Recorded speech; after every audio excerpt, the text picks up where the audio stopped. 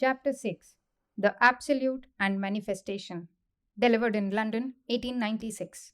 The one question that is most difficult to grasp in understanding the Advaita philosophy, and the one question that will be asked again and again, and that will always remain, is how has the infinite, the absolute, become the finite? I will now take up this question, and in order to illustrate it, I will use a figure. Here is the absolute, A, and this is the universe, B. The absolute has become the universe. By this is not only meant the material world, but the mental world, the spiritual world, heavens and earths, and in fact, everything that exists. Mind is the name of a change, and body the name of another change, and so on. And all these changes compose our universe. This absolute A has become the universe B by coming through time, space, and causation C. This is the central idea of Advaita. Time, space, and causation are like the glass through which the absolute is seen, and when it is seen on the lower side, it appears as the universe. Now we at once gather from this that in the absolute there is neither time, space, nor causation. The idea of time cannot be there, seeing that there is no mind, no thought. The idea of space cannot be there, seeing that there is no external change. What you call motion and causation cannot exist where there is only one. We have to understand this and impress it on our minds that what we call causation begins after, if we may be permitted to say so, the degeneration of the absolute into the phenomenal and not before, that our will, our desire, and all these things always come after that. I think Schopenhauer's philosophy makes a mistake in its interpretation of Vedanta, for it seeks to make the will everything. Schopenhauer makes the will stand in the place of the absolute. But the absolute cannot be presented as will, for will is something changeable and phenomenal, and over the line, drawn above time, space, and causation, there is no change, no motion. It is only below the line that external motion and internal motion, called thought, begin. There can be no will on the other side, and will therefore cannot be the cause of this universe. Coming nearer, we see in our own bodies that will is not the cause of every movement. I move this chair, my will is the cause of this movement, and this will becomes manifested as muscular motion at the other end. But the same power that moves the chair is moving the heart, the lungs, and so on, but not through will. Given that the power is the same, it only becomes will when it rises to the plane of consciousness, and to call it will before it has risen to this plane is a misnomer. This makes a good deal of confusion in Schopenhauer's philosophy. A stone falls and we ask, why? This question is possible only on the supposition that nothing happens without a cause. I request you to make this very clear in your minds, for whenever we ask why anything happens, we are taking for granted that everything that happens must have a why. That is to say, it must have been preceded by something else which acted as the cause. This precedence and succession are what we call the law of causation. It means that everything in the universe is by turn a cause and an effect. It is the cause of certain things which come after it, and is itself the effect of something else which has preceded it. This is called the law of causation and is a necessary condition of all our thinking. We believe that every particle in the universe, whatever it be, is in relation to every other particle. There has been much discussion as to how this idea arose. In Europe, there have been intuitive philosophers who believed that it was constitutional in humanity. Others have believed it came from experience, but the question has never been settled. We shall see later on what the Vedanta has to say about it. But first we have to understand this, that the very asking of the question, why, presupposes that everything round us has been preceded by certain things and will be succeeded by certain other things. The other belief involved in this question is that nothing in the universe is independent, that everything is acted upon by something outside itself. Interdependence is the law of the whole universe. In asking what caused the absolute, what an error we are making. To ask this question, we have to suppose that the absolute also is bound by something, that it is dependent on something, and in making this supposition, we drag the absolute down to the level of the universe. For in the Absolute, there is neither time, space, nor causation. It is all one. That which exists by itself alone cannot have any cause. That which is free cannot have any cause, else it would not be free, but bound. That which has relativity cannot be free. Thus, we see the very question, why the infinite became the infinite, is an impossible one, for it is self contradictory. Coming from subtleties to the logic of our common plane, to common sense, we can see this from another side. When we seek to know how the absolute has become the relative, supposing we knew the answer, would the absolute remain the absolute? It would have become relative. What is meant by knowledge in our common sense idea? It is only something that has become limited by our mind, that we know, and when it is beyond our mind, it is not knowledge. Now, if the absolute becomes limited by the mind, it is no more absolute. It has become finite. Everything limited by the mind becomes finite. Therefore, to know the absolute is again a contradiction in terms. That is why this question has never been answered, because if it were answered, there would no more be an absolute. A God known is no more God. He has become finite like one of us. He cannot be known. He is always the unknowable one. But what Advaita says is that God is more than knowable. This is a great fact to learn. You must not go home with the idea that God is unknowable in the sense in which agnostics put it. For instance, here is a chair. It is known to us. But what is beyond ether, or whether people exist there or not, is possibly unknowable. But God is neither known nor unknowable in this sense. He is something still higher than known. That is what is meant by God being unknown and unknowable. The expression is not used in the sense in which it may be said that some questions are unknown and unknowable. God is more than known. This chair is known. But God is intensely more than that, because in and through Him we have to know this chair itself. He is the witness, the eternal witness of all knowledge. Whatever we know, we have to know in and through Him. He is the essence of our own self. He is the essence of this ego, this I, and we cannot know anything excepting in and through that I. Therefore, you have to know everything in and through the Brahman. To know the chair, you have to know it in and through God. Thus, God is infinitely nearer to us than the chair, but yet He is infinitely higher. Neither known nor unknown, but something infinitely higher than either. He is yourself. Who would live a second, who would breathe a second in this universe if that blessed one were not filling it? Because in and through Him we breathe, in and through Him we exist. Not that He is standing somewhere and making my blood circulate. What is meant is that He is the essence of all this, the soul of my soul. You cannot by any possibility say you know Him. It would be degrading Him. You cannot get out of yourself. So you cannot know Him. Knowledge is objectification. For instance, in memory, you are objectifying many things, projecting them out of yourself. All memory, all the things which I have seen and which I know are in my mind. The pictures, the impressions of all these things are in my mind. And when I would try to think of them, to know them, the first act of knowledge would be to project them outside. This cannot be done with God, because He is the essence of our souls. We cannot project Him outside ourselves. Here is one of the profoundest passages in Vedanta. He that is the essence of your soul, He is the truth. He is the self. Thou art that. O Shvetaketu. This is what is meant by Thou art God. You cannot describe Him by any other language.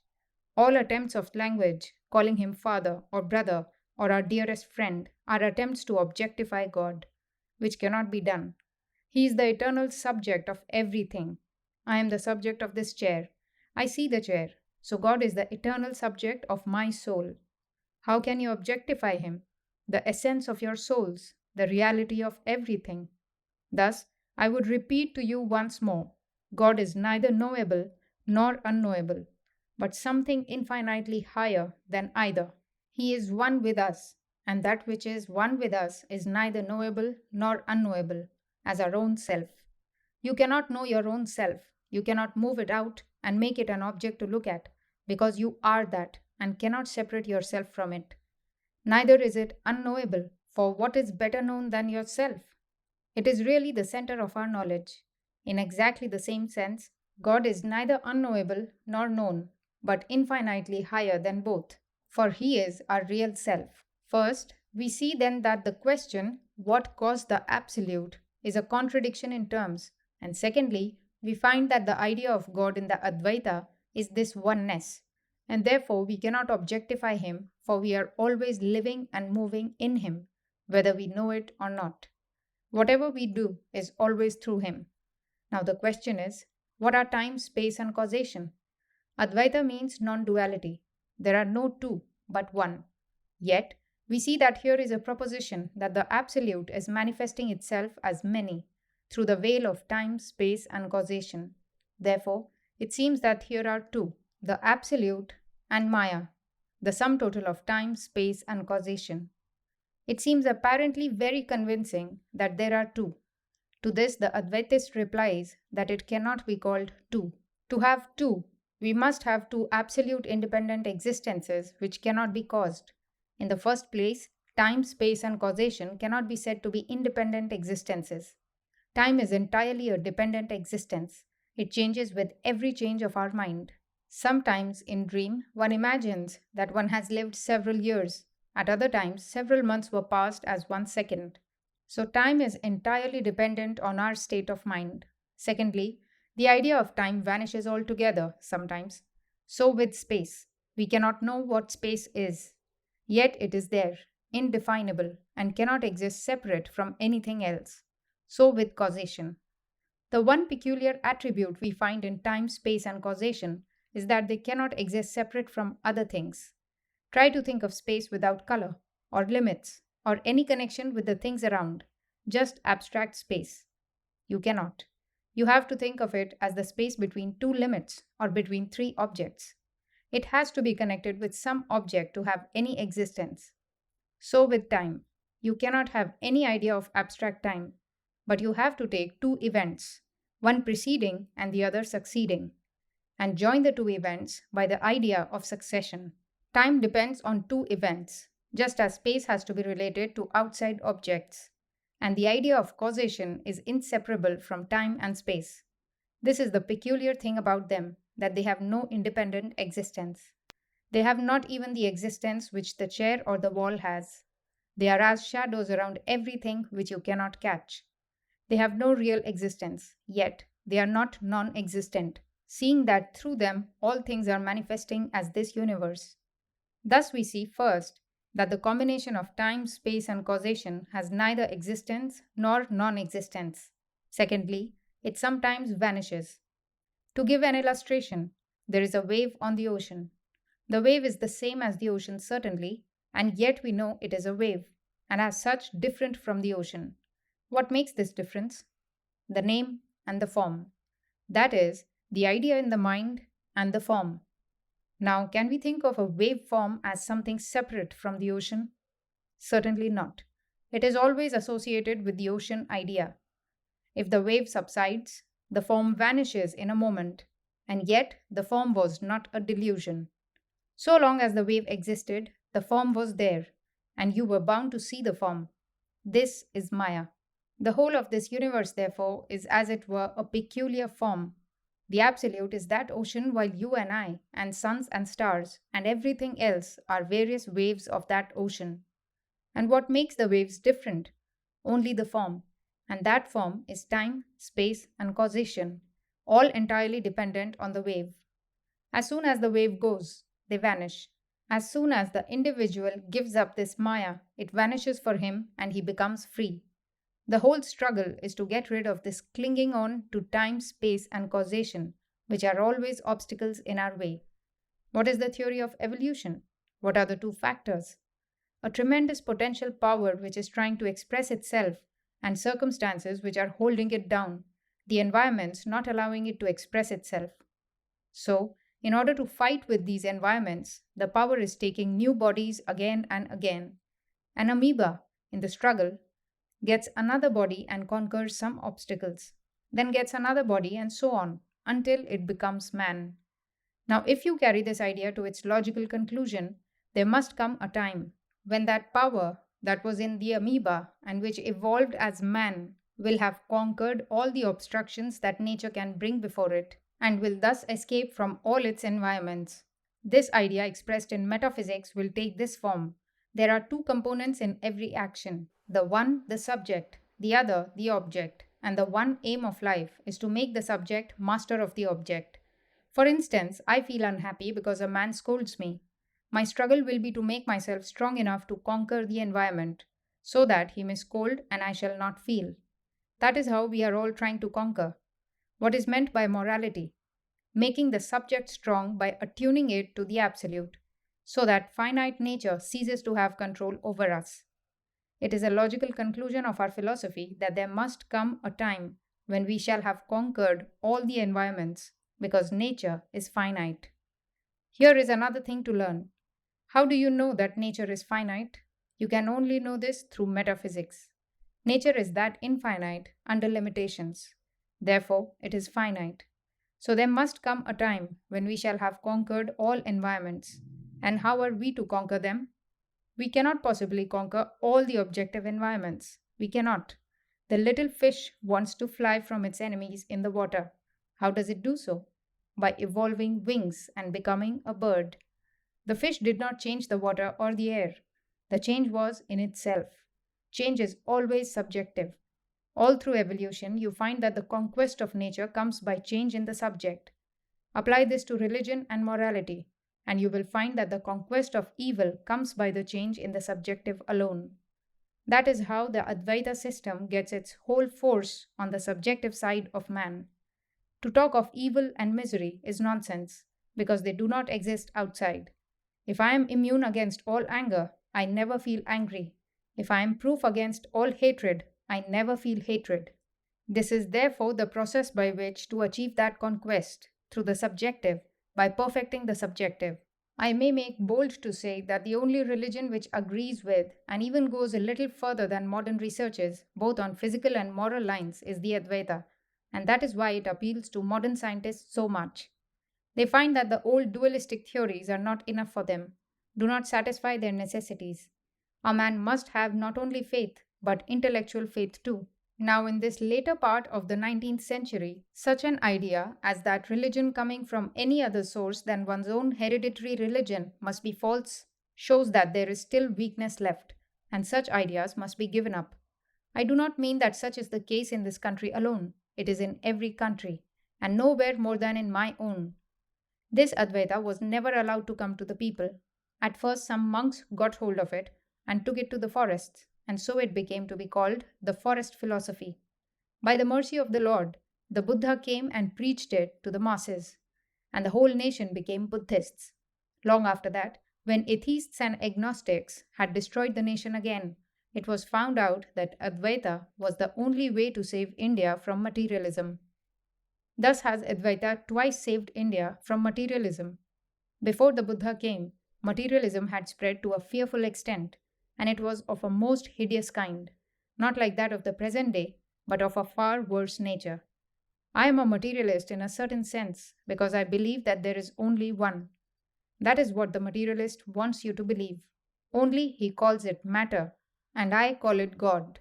The materialists admit that out of this matter, all hope and religion and everything have come. I say all these have come out of Brahman. But the materialism that prevailed before Buddha was that crude sort of materialism which taught eat, drink, and be merry. There is no God, soul, or heaven. Religion is a concoction of wicked priests. It taught the morality that so long as you live, you must try to live happily. Eat, though you have to borrow money for the food, and never mind about repaying it. There was the old materialism, and that kind of philosophy spread so much that even today it has got the name of popular philosophy. Buddha brought the Vedanta to light, gave it to the people, and saved India. 1,000 years after his death, a similar state of things again prevailed. The mobs, the masses, and various races had been converted to Buddhism. Naturally, the teachings of the Buddha became in time degenerated because most of the people were very ignorant. Buddhism taught no God, no ruler of the universe. So gradually, the masses brought their gods and devils and hobgoblins out again. and a tremendous hodgepodge was made of Buddhism in India. Again, materialism came to the fore, taking the form of license with the higher classes and superstition with the lower. Then Shankaracharya arose and once more revivified the Vedanta philosophy. He made it a rationalistic philosophy. In the Upanishads, the arguments are often very obscure. By Buddha, the moral side of the philosophy was laid stress upon, and by Shankaracharya, the intellectual side. The worked out, rationalized, and placed before men the wonderful coherent system of Advaita. Materialism prevails in Europe today. You may pray for the salvation of the modern skeptics, but they do not yield. They want reason. The salvation of Europe depends on a rationalistic religion, and Advaita, the non duality, the oneness, the idea of the impersonal God, is the only religion that can have any hold on any intellectual people. It comes whenever religion seems to disappear and irreligion seems to prevail, and that is why it has taken ground in Europe and America. I would say one thing more in connection with this philosophy. In the old Upanishads, we find sublime poetry. Their authors were poets. Plato says, inspiration comes to people through poetry, and it seems as if these ancient rishis, seers of truth, were raised above humanity to show these truths through poetry. They never preached, nor philosophized, nor wrote. Music came out of their hearts. In Buddha, we had the great universal heart and infinite patience, making religion practical and bringing it to everyone's door. In Shankaracharya, we saw tremendous intellectual power, throwing the scorching light of reason upon everything. We want today that bright sun of intellectuality joined with the heart of Buddha, the wonderful infinite heart of love and mercy. This union will give us the highest philosophy. Science and religion will meet and shake hands. Poetry and philosophy will become friends.